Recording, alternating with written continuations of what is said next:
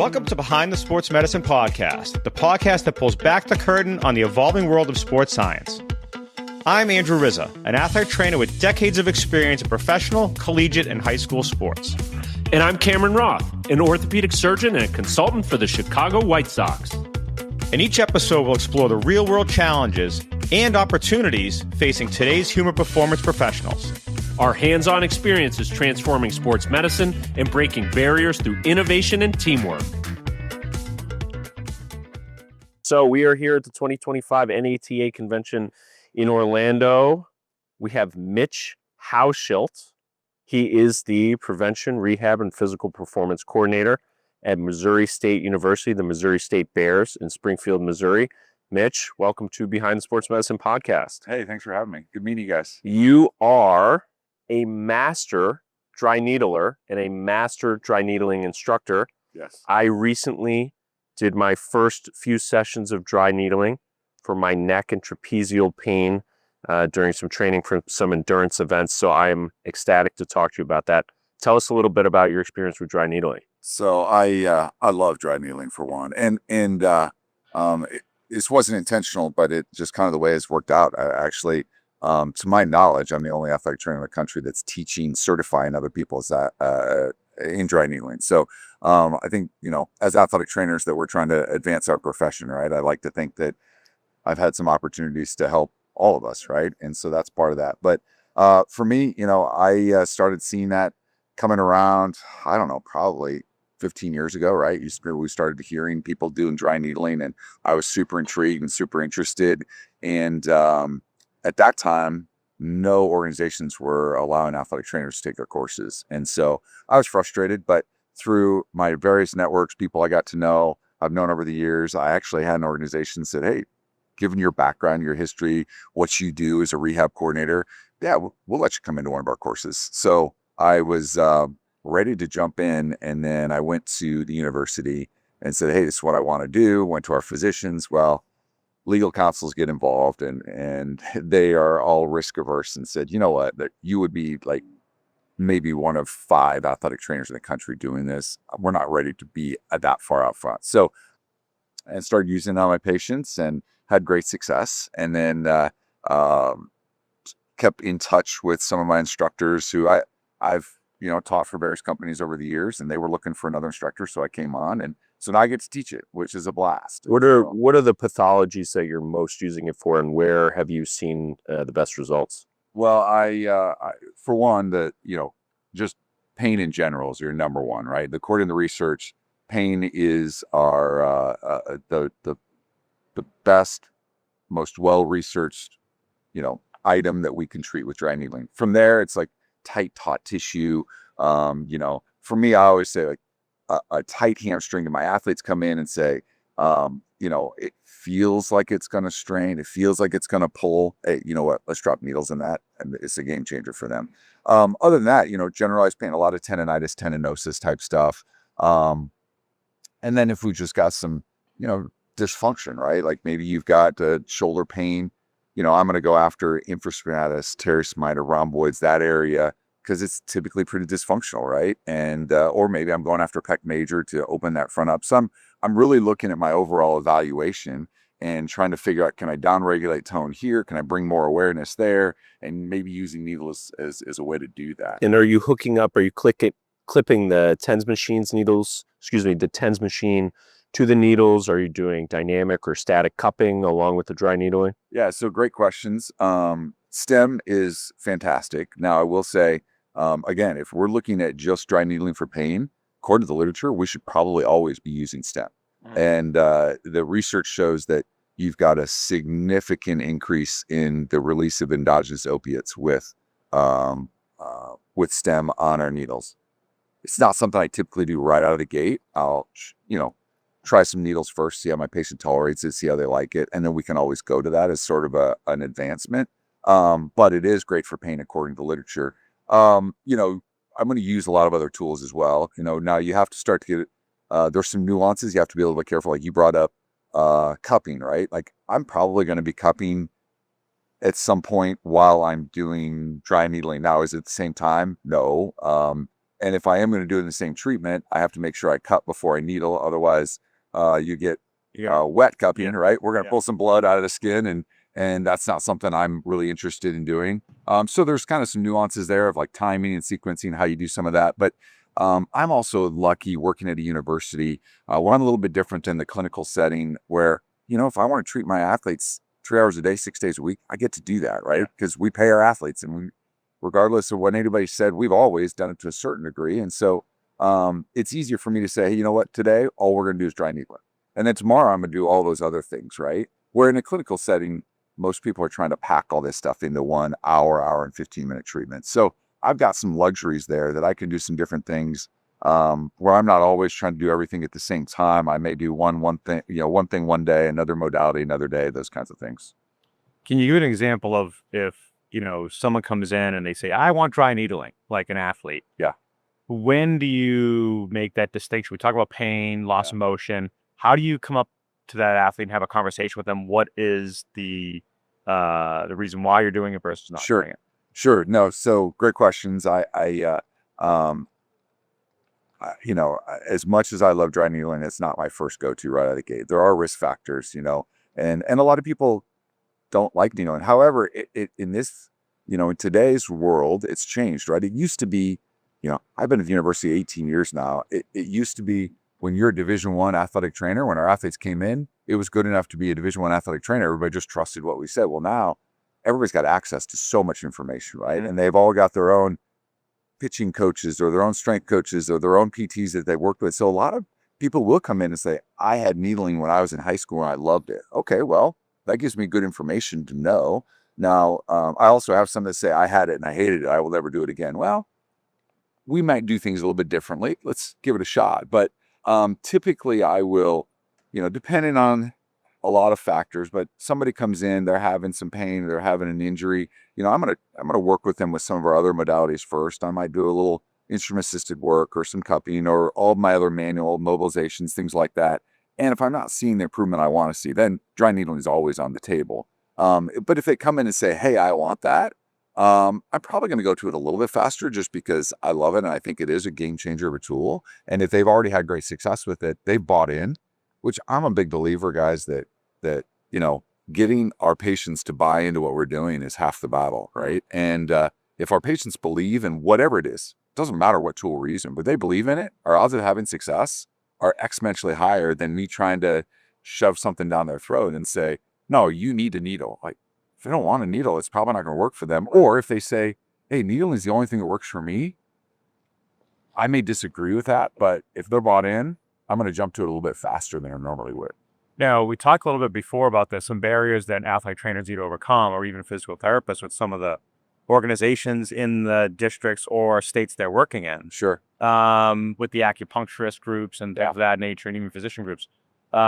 What's the education piece that you provide to say that we are qualified to be able to take this 27-hour didactic course on dry needling, and we actually can apply it in a way that's going to be beneficial for our athletes and patients? Yeah, it's interesting. It's ever changing. There was a lot of turf battles over the years, and then I felt like things kind of settled down.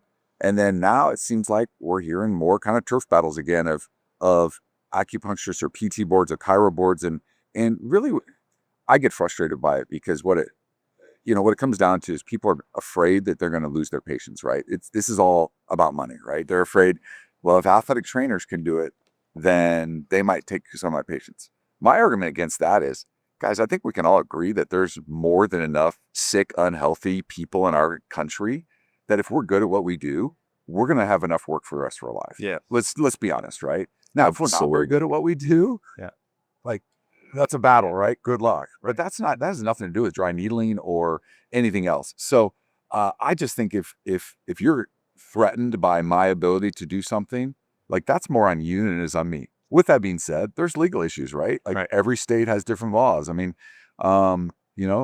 states like New York and Washington, like nobody's out there needling. But other states like Missouri, where I'm at, shoot, it's like pretty wide open. Yeah. Now, I will say it's interesting to me because most states, athletic trainers work under physician protocol. And in most states, we actually have a stronger legal stance if we get called into court than PTs or chiros do. I know at least in Missouri, because in Missouri, where I'm at, the PT board has not made an official stance over all these years. They haven't said they can't do it, but they haven't said they can. So for them, there's, I don't know, hundreds or thousands of PTs in Missouri that are dry needling in a gray zone. I work under physician protocol. As long as he's comfortable with me doing it, he signs off on it, I'm good to go. Now I've got his backing if I get called into court to say that I can do that. But, with regards to the education piece, I mean, I didn't teach we have a 27-hour course. It's intense. It's long. You come in, you're going to put in a lot of needles in people. You're going to get a lot of needles put into you. It's not that fun of a weekend for most people, but they love having that skill set when they come out.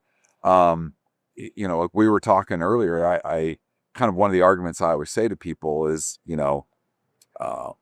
when they argue that acupuncturists or somebody else has 300 or 400 or 500 hours, whatever, before they can start practicing, why should we be able to go to a weekend course? Well, my argument to that is always like, hey, I have an undergrad and a master's degree that teach me all about the human body. Now all I need to know is how to put needles in the skin. Where it's coursework. Correct. Where their 400 hours teaches all of that in that one education. I'm not hating on their education. I'm just saying it's just different, right? Yeah. And so we still have a really strong understanding of the human body. Now it is just that advanced coursework that you're trying to learn this one tool, this one modality. Yeah, we had a great conversation yesterday with a good friend and peer of mine, colleague, and we talked about physician oversight. And in the state of Massachusetts, athletic trainers are under the umbrella of a physician with a direct order or a protocol. Same in Missouri. And it's the same thing. Yeah. Whatever modality you feel like you need for your athlete, if it's under the direct supervision, then you have a better backing and oversight, which is fantastic. Yeah, and working in the college setting, I'm lucky. Like I have fantastic relationships with our physicians. They've become great friends of mine. One of our orthopedic surgeons was actually a high school athlete of mine years ago. And then he went to med school and became a sports medicine fellowship trained surgeon. And we laugh because he likes to be Richard Seagrave III. I'm like, dude, you're Ricky, right? Yeah. Like you're the high school punk that I trained years ago. That's this guy. I was not a high school punk, but I was one of Riz's athletes. Yeah, but right. So, but it's funny. We still have that relationship, but there's mutual respect. But I mean, my docs, I can call or text anytime, and they trust me to do what we need to do. And I think that's the key, right? Is any of these kinds of advanced tools or modalities where we just have to have fantastic relationships with our physicians and open lines of communication. That just helps everybody. How do we in the orthopedic surgery community raise awareness or allow our patients to have access to dry needling? And how do we spread that information to other orthopedic surgeons? It's a great question because that's kind of on the other side. I think it comes down to just being aware that it exists, right? And how it works. And I think in the orthopedic surgery world, it's like, we all sort of get stuck in our own tunnel, right? And I think knowing how, why, when is a big thing. And then it's just a matter of knowing who you trust to be able to do that and refer those patients out. But again, I think it just comes down to that constant communication piece. And my surgeons, as much as I love them, they're just be like, hey, listen, we've had this conversations. I don't know what you do. I don't pretend to know what you do. I just know my patients get better when they see you. So go do what you do. And that's best case scenario for me. And that's a great compliment. It's the voodoo that you do. Right. And I would say listen, I don't really understand what you do in the OR, right? Yeah. Like I've been there, I've watched it, but I'm not going to pretend to understand why you're really good and somebody else isn't. Yeah. But what I know is when I see your patients, they always look fantastic. So let's keep working together. Yeah. And those are the kinds of conversations that I think the more people, unfortunately in the athletic training world, a lot of people are afraid to sort of approach physicians and surgeons. They feel intimidated by them. Yeah. And the more we can sort of bring down egos and all just get on the same page, I think that's a huge step forward. And that's a commonality you've heard all weekend, right? Or all week for the last couple of days is that same thing. It's about communication. It's about checking your ego at the door. It's about working together. It's about having the right communication path and everything else because you're doing the same thing. You're trying to get that patient better on all angles in all areas. Listen, I always say that in my younger years, when I was a little more arrogant than I am now, I used to think I can rehab any surgeon's ACL, right? Yeah. Like it doesn't matter. Yeah. They all do the same thing. Yeah. It's all on me, right? And then I started seeing a few from some surgeons. I was like, I don't know why this kid's not getting better, but there's a commonality here. Yeah, right. And That I've seen graph may be a little too far anterior. right? The tunnel's just not quite where we need it. And, my younger years, I didn't understand all that. And then, you get some experience. It's like, wow, all right, there is a difference. And on the flip side, surgeons, you typically say the same, right? Like, I don't know. So the best guys to work with are the ones that realize they do their part, we do our part. And as long as everybody's on the same page, we get good outcomes. It has to work both ways. I have to have somebody in the OR that does a great job, and then I have to do my part on the back end. Otherwise, something's going to get messed. And you have to constantly communicate. Like you said, you have these great relationships with these docs. Yeah. In my clinic, we have therapy in every clinic. So I'm able to literally walk across the hall and speak to my therapist or text them. Yeah. If I'm in the OR and one of the therapists is seeing one of my patients, he or she will text me and say, what do you think of this wound? Yeah. Does this look okay? Yeah. Can I take the sutures out? Can we start active range of motion blocking exercises, et cetera? And that, I think, is integral, especially for someone early in his career, to best patient outcomes. And I know that's super helpful for your profession. Yeah, no question. I mean, I love the fact, like, my surgeons, the minute they step out of the OR with one of our athletes, they're either texting me or calling me, hey, here's what I saw, here's what I did, here's what I want you to be careful of. That's huge for me, right? And then to your point, I take the dressings off. It's like, ooh, Yeah. that looks a little funky. Send a quick picture, right? Hey, just so you're aware, and we're all on the same page, I want you to know this is what I see. And that's a huge communication. And if you slip behind the curtain, if the patient is amazed that you are in direct contact with their surgeon and vice versa. So the patient's worried about their wound. They're not seeing their surgeon maybe for 10 to 14 days. Right. Well, you say, oh, I'll just text your surgeon right now. We'll have an answer in 5 minutes. Correct. That's huge for patient anxiety levels, patient satisfaction, recovery. The buy-in. Yeah, Yeah. 100%. I mean, it's just like we were just talking about, right? If my patient buys into what we're doing, my odds of having good success are much higher. And so that just is another component of that patient buy-in for both of us, right? It works back and forth. And like you talk about, patient satisfaction, like that's everything to health systems, right? Is like, are they filling out the survey correctly, right? And giving you all the good feedback. Like it's just part of But it. happy patients lead to good results. And if they trust their athletic trainers, if they trust their physical and occupational therapists, and if they trust their surgeons, then they're going to have a higher propensity for good results. And that's all we care about. Yeah, no question. No question. Now, how do we connect the dots from injury management to performance? And how do you do that in your role? Is there a certain criteria that you guys follow? Is it the same for everybody? Like, how does that work in your Yeah, so really good question, and it's ever changing and evolving, and again, it comes down a lot to relationships and personalities. Yeah. When I got hired, a main reason I got hired 18 years ago at Missouri State was there was a complete disconnect between our strength coaches and our athletic trainers. Yeah. They didn't talk to each other. They didn't want to talk to each other. They didn't want to work together. The athletic trainers didn't trust the strength coaches, so they would just literally, somebody had a little bit of an ache or pain and just shut them down. You're not lifting today. And then the strength coaches would get mad and whatever. And so I've always described myself as a strength coach who happens to be an athletic trainer. I'm a strength coach first. And when you see my rehab, it is very movement based, very, I love getting guys under loads and things like that.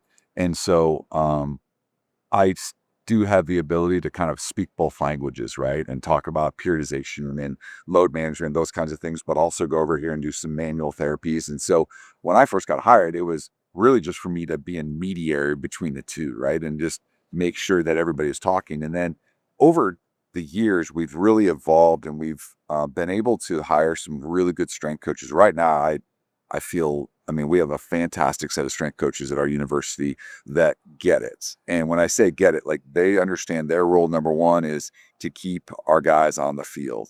And so they aren't so worried all the time about specific numbers. Like, those are important for our coaches, right?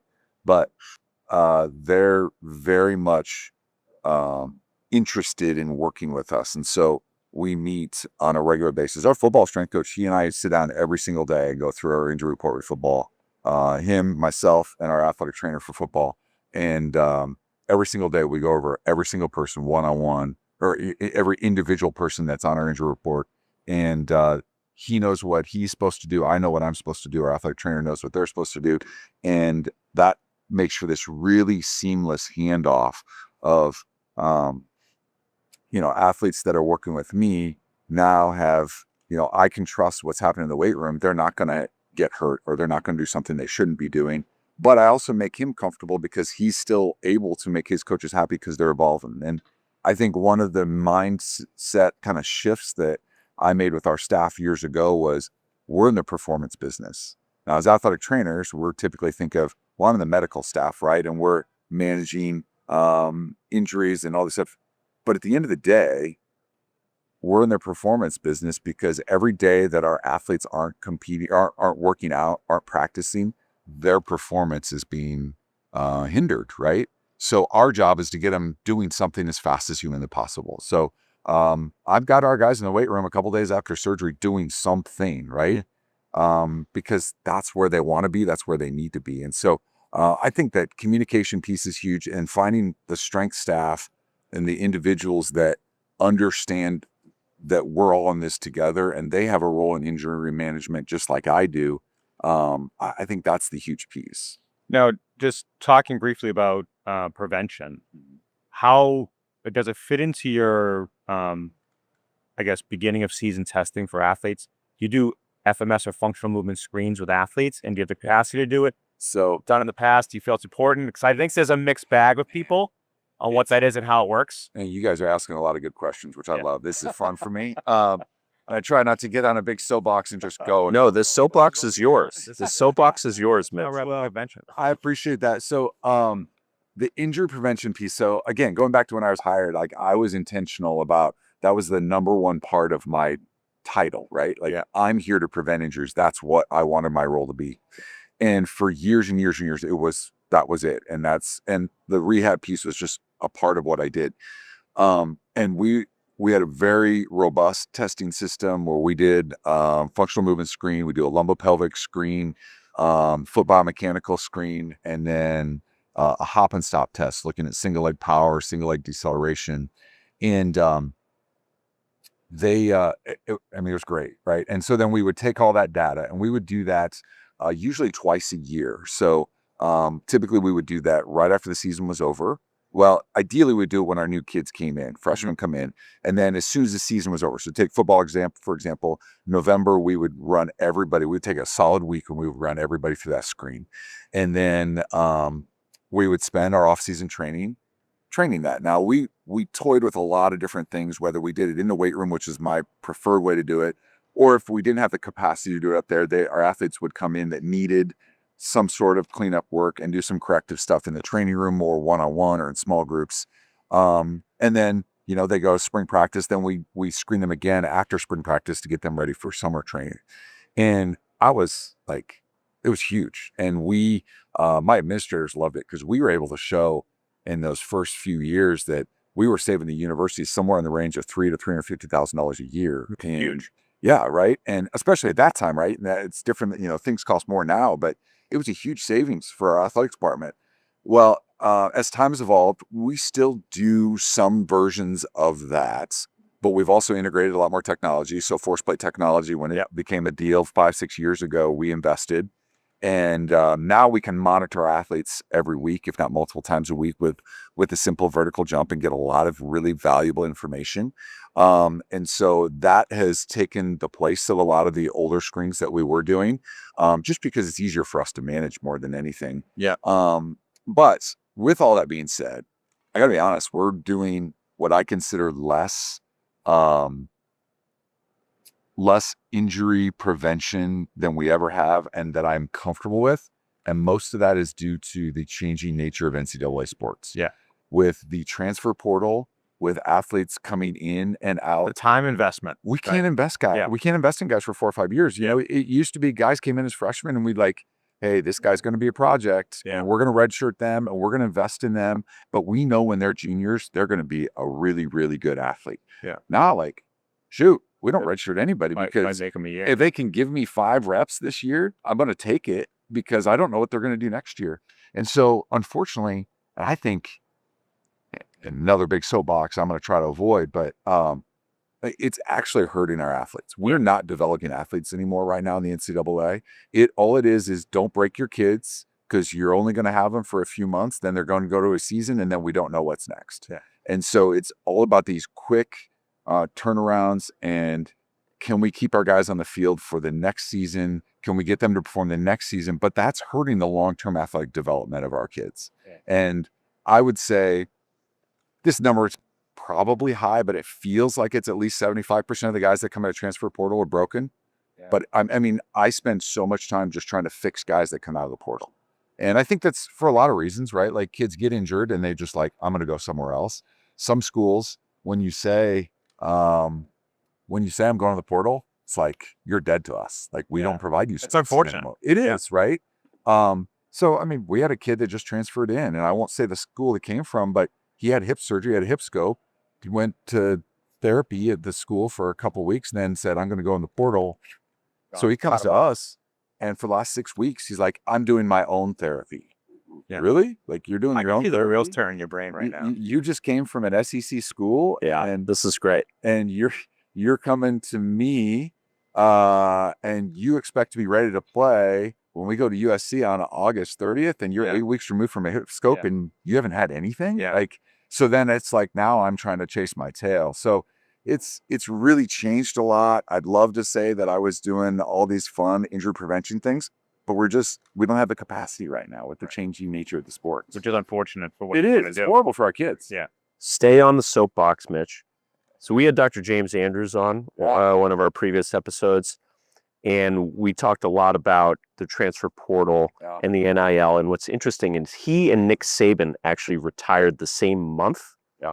And I'm not attributing their retirement to the introduction or the burgeoning of the transfer portal or NIL, but Saban's been pretty vocal, right? Let's Yes. be honest. Yeah. it is out there. Uh-huh. But anyway, we had a great episode with Dr. James Andrews. You're sort of stuck now in this transfer portal NIL area. So how do you, as an athletic trainer, adapt to that? And what can you offer to our athletes, even in the short term, to give them the best possible outcome? So one of the biggest things we've done in this portal era is we have finally convinced our coaches that we need to be part of their recruiting process.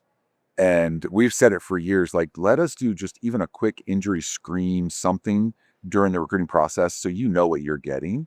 And forever they just said, we don't have time, or it doesn't matter. Well, then a few years ago, when the NCAA created the 4-4 transfer rule, which if people aren't familiar with that, basically what it means is if you're coming from one 4-year institution to another 4-year institution, and our coaches offer you a scholarship and you sign on the dotted line, when you step on campus, whether you play at all, you could be there one day, decide, I'm not going to go anymore, I don't feel like playing anymore, we have to honor your scholarship until you graduate. So when that rule came into effect a couple of years ago, suddenly our coaches like, wait a second, if I bring a kid in who's a disaster medically and I ignore all that stuff and they get here and they can't ever play for me, not only am I losing that money, but I'm losing that scholarship counts. So I can't go out and get somebody else, and I'm stuck with them for the next possibly 3 years. Mm-hmm. That's a big wake-up call for our coaches, right? No question. So now when our kids, almost all of our sports, when our kids come in on an official visit, we already have all their medical background. We have HIPAA signed, so we can actually speak with their previous school and know what they're like as individuals, what their work ethic is like, what injuries they've had. And then we do a physical evaluation, which is allowed in the NCAA as part of that official visit. And then we go to our coaches and say, here's what I see. Here's your risk factors. Now, you can ignore it. You can go do it if you want to. You can offer that kid, but you're not going to come back at us and say, we didn't know, or why aren't they playing? Because we're giving you that knowledge. Because now they're like a pro athlete. Pro athletes, they do it all the time. You come into the Patriot, you're getting MRI, you do all that stuff, right? You should do that in the NCAA. Yeah, and that's where we're going, right? That's where it's evolving to. And so that's been the biggest thing for us.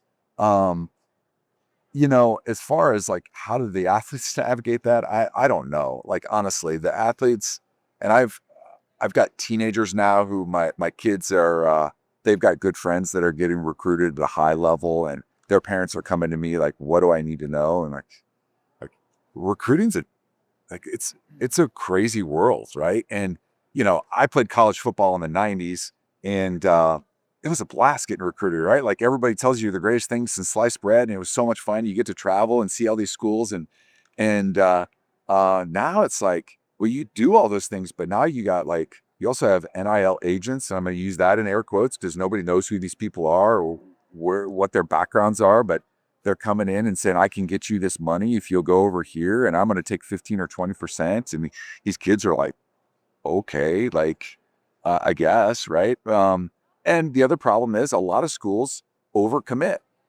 because they don't know what their rosters are going to look like, right? And so they're overcommitting to these kids. And then at the last minute, they're seniors in high school and they're getting these offers retracted, and then they're out of the recruiting game. They don't know what to do. So it puts these kids at a really difficult spot, as far as their physical health. I mean, I think it just comes down to finding places where they feel comfortable. They trust their coaching staff. They like the athletic training staff, the strength staff, and, trust becomes a big thing, and knowing they're not going to get left out to dry. So where you've experienced NIL, what are your true thoughts on it, right? I think we know the answer to that, but is it bad for NCAA? Does it need a reform at this point? Like, I'm old school, right? Like, Yeah. I remember when I played and I was happy to have an education, right? It's not like that anymore. I think NIL is ruining college sports. I really do. I think it's ruining it. I think it's turned it into, as Nick Saban says, right? It's about like, how much do I get, right? Yeah. Instead of being here to get the education and advance and grow as young men and women to be productive members of our society. So I think it is largely hurting the game. Now, it is changing. The House settlement that came out, we finally got information from them a few weeks ago. Now there's going to be this revenue sharing, this cap of $20.5 million per school. That's a huge step forward because I do think it's going to pull things in a little bit. But if I'm being honest, a school like us, like, we don't have $20 million to pay our athletes. right. Like, I mean, our whole football collective for the last few years is $350,000 for our whole football team, right? Yeah. Like, that's not getting us where we need to go to compete with P4 schools. So it's still the haves versus the have-nots, but I think we're always going to have that to a certain degree. So, but I as a purist, I don't like it. Yeah. RockTape. I know. I'm like, that was so great. I know. I'm like, oh, now we have to talk about Kinesiology, which I want to talk about, but that's so awesome. Okay. Oh, that was so fired up. Can you explain a little bit about it? Why it's important to use as a modality or a modality of choice for you? Yeah. So I've been a RockTape instructor for 10, 11 years now. And that whole thing has changed a lot. There was, in like 2018, 2019, we were teaching amongst all of our instructors about 1,000 courses a year. It was wild how it just exploded, right? And we took off, and then COVID hit and it changed really the continuing education game. So we're not teaching anywhere close to that anymore, but I still use tape a lot. So RockTape, yes, it's a brand of kinesiology tape, right? Kinesio is a brand, KT is a brand, Spider Tech, there's all these different brands of kinesiology tape. Interesting, almost all of them are made in the same 3 factories in China. They're all kind of reproducing their own product, right? Part of the reason I'm biased towards RockTape is we have our own factory in Korea and no one else produces their tape there. And we can control a lot of our quality controls. But, kinesiology tape, when it first came out, I think I was skeptical just like everybody else was. And this goes back to like the 2008 Olympics, right? Like Kerry Walsh comes out, has all this tape over his shoulder, and nobody knows why or how, but she won the gold medal going away. And then 2012 Olympics, like everybody had tape on her. And so we saw this huge growth. CrossFit was really expanding at that time. And RockTape's the official tape provider of CrossFit Games since the beginning. And so, but the question is like, how does it work? Why does it work? What we have to remember is our skin and our brain are derived from the same tissue in utero. So they are connected. Even later in life, our skin can be thought of as an extension of the brain. And so if I want to interact with the brain and the nervous system to give it different input, different information, I can do that easily through the skin. So whether I do that with a manual technique, and that's why I've always been a big believer of manual techniques. And I think anytime we can put our hands on our patients, it accelerates motor learning. It accelerates a lot of different things within the nervous system. But tape is just a way that I can constantly talk to the brain and give it more information. And so I can do that 24/7 over and over and over again. So I love it for a lot of reasons. We can downregulate pain, sort of like pain gating, right? So think of a TENS unit. But what I really like it for is things like postural corrections and just constant feedback. Because, when I teach, I say to a lot of the therapists that I work with, you treat your patients like twice a week, right? And you have them 30, maybe 60 minutes if you're lucky, depending on how your clinic is set up. Like, what are your patients doing the other 23 hours out of the day? And the answer is undoing everything you did in that 1 hour, right? Because they're overweight, they're sedentary, or smoking, or drinking, right? Like, so Or tissue quality. correct, right. So the advantage of something like a kinesiology tape is I can tape them as they go out the door, and I'm dripping slowly back to the brain, to the nervous system, reminding them of all the things that we did subconsciously in that 1 hour. And it just allows those things to stick a little bit better, adds a little gasoline to what I'm doing clinically. Yeah. Is there a piece to that where you would teach the patient how to apply it in certain instances? Sure. If they were going on vacation, you're like, hey, this actually worked for me. Yeah, let me show you how to use it. Absolutely. And how does that transform your practice as an athletic trainer? Yeah, I mean, absolutely. I mean, I always tell people I don't want you married to tape. I don't want you to feel like as much as a tape manufacturer would love for me to sit here and say you should tape your patients every single day for More tape fails. Right. It doesn't work that way, right? And I mean, I don't believe that, and I'm not going to teach something like that. But if we've established that tape is helpful and successful for people, then I have no problem saying, here's a roll of tape. Here's how you apply it to yourself. It's not rocket science, guys. It's changed a lot over the years. When I first started teaching RockTape, there was what I consider sort of an old school thought of, well, we have to have the right amount of stretch, and it has to go one direction. If I tape origin insertion, I'm going to have a different outcome than insertion to origin. And I can tell you guys, there's absolutely zero research that proves any of that. They've all been all anecdotal. It's all anecdotal, and it's the reality is the brain is much smarter than any of us are. So put tape on the skin, let the brain figure it out. It's as simple as And throw a needle in it. And throw a needle in it. And I like to throw a needle in and then tape over top. Yes. Cup first, though. Cup first. And then hook up the TENS machine. Exactly. But yeah, I mean, I have no problem teaching somebody how to tape themselves, and you can get tape about anywhere anymore. You can go to your Walgreens or CVS or Amazon and buy tape. Teaching somebody how to do them themselves, because I can't be there every day, nor do I want to be there all the time, right? Like, let's empower them to take care of themselves.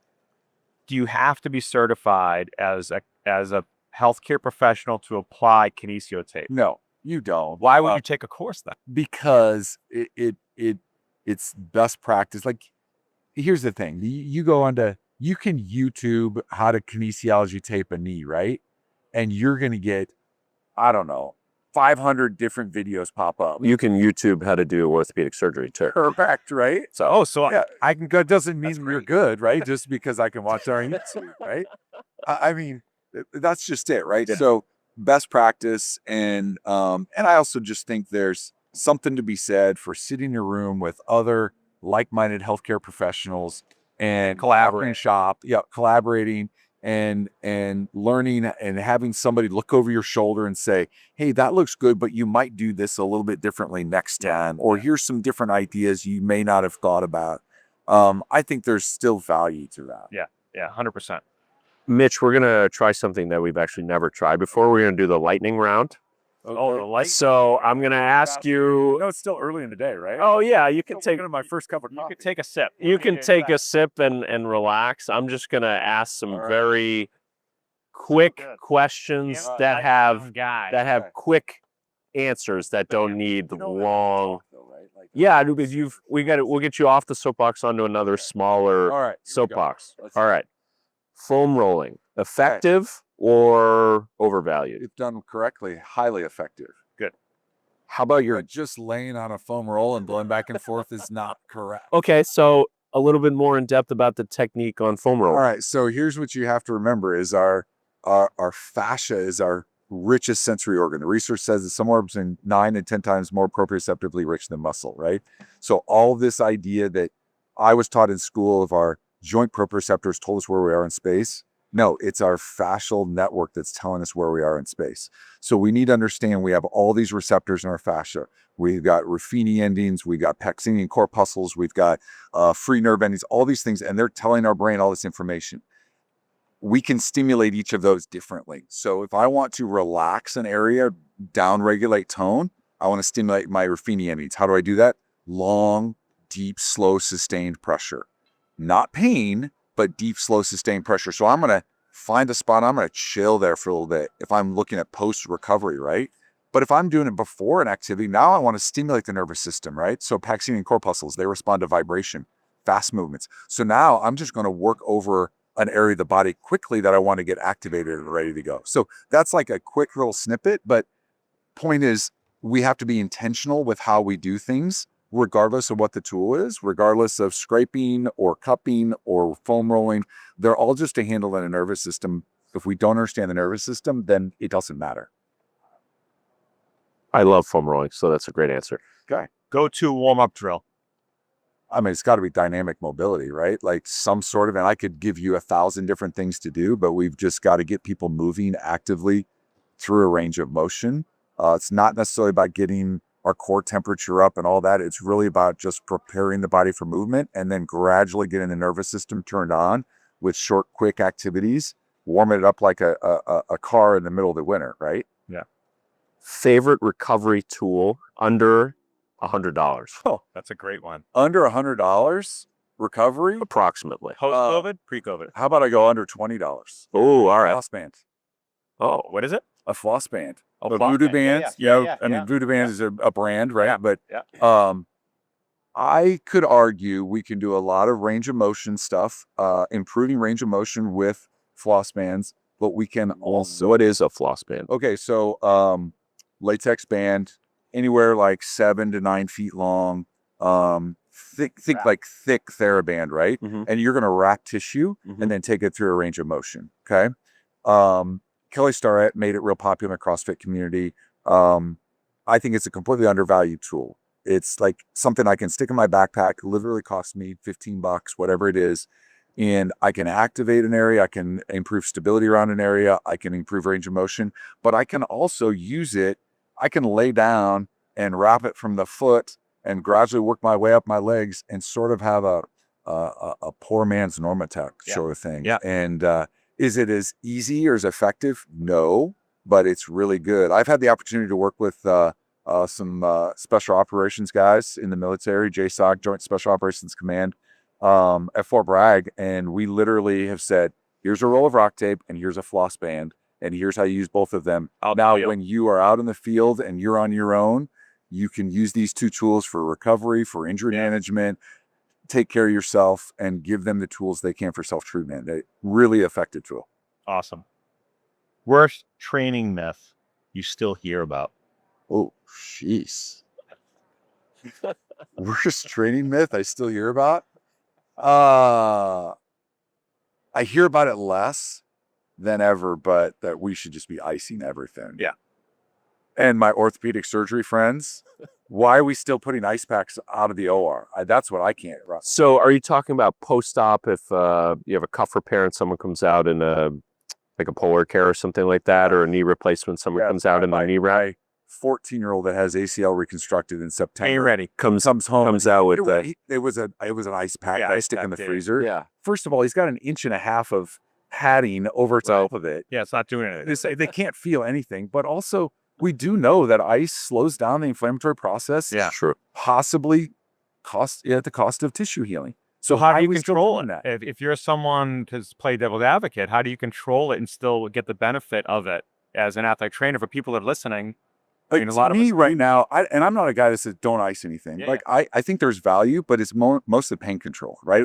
So acute injury, somebody sprains an ankle, they get kicked in the shin, throw an ice pack on for 10 minutes, down-regulate that pain right away. Right. But I don't want to slow down that healing process. You want That's something. where I right now, I'm all about red light. And I'll throw a red light wrap on that bad boy. Now I'm going to get pain relief. Plus, I'm increasing the inflammatory process. That's what I'd like to see our guys coming out of the OR with.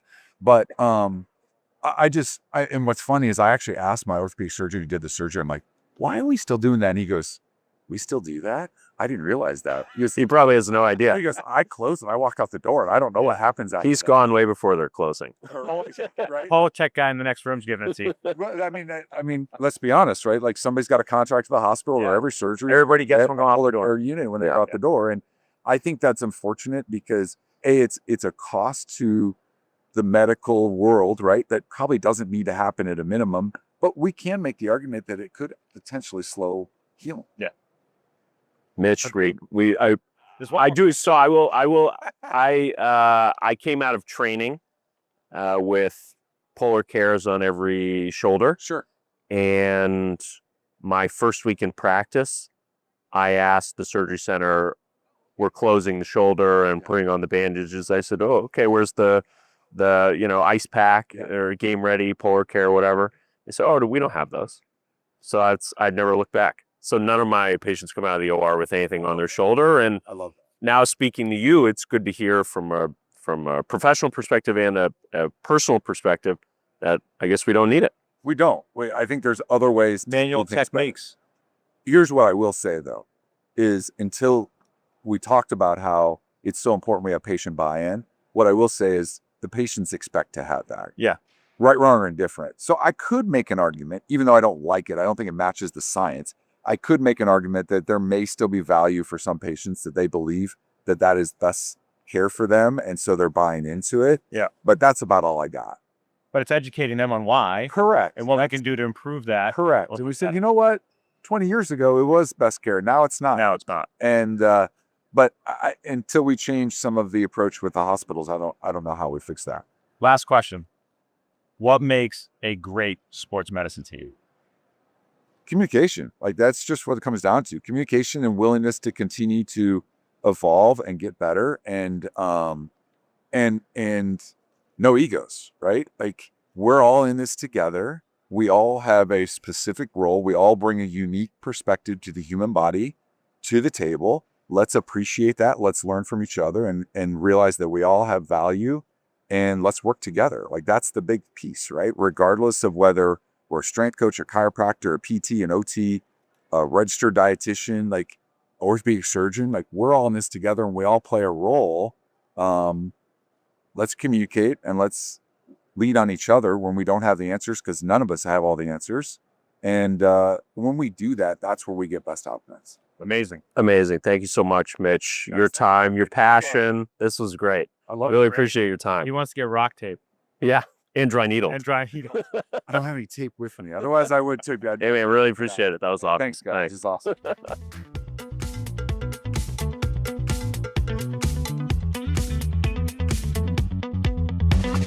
Thanks for listening to Behind the Sports Medicine Podcast. Follow us on social media and check out our website.